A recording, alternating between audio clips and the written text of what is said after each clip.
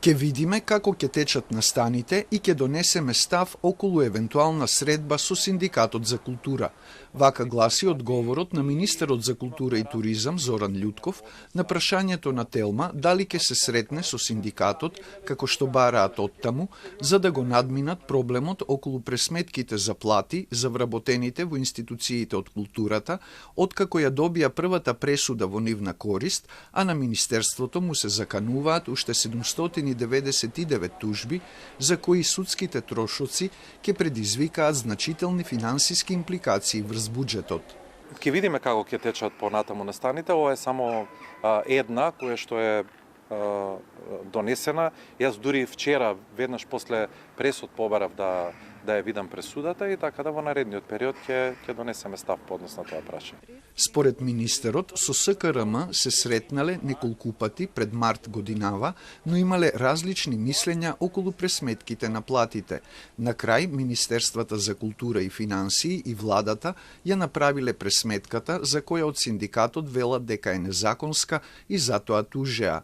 Љутков кажа дека и во овој период оствариле средби со СОНК и СКРМ, разговарале за платите, но и за унапредување на колективниот договор за култура.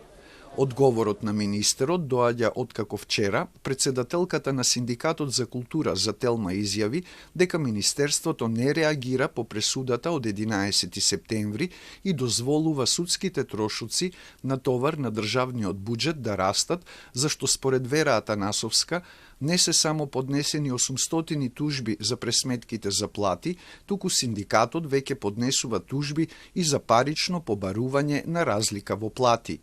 Со порастот на минималецот во март вработените во институциите од културата требаше да добијат 8,5% повисоки плати согласно колективните договори за култура и за јавен сектор и Законот за работни односи, но тие добија за 3% пониски примања, сократење од 10%, што требаше да ги добијат според колективниот договор за јавен сектор.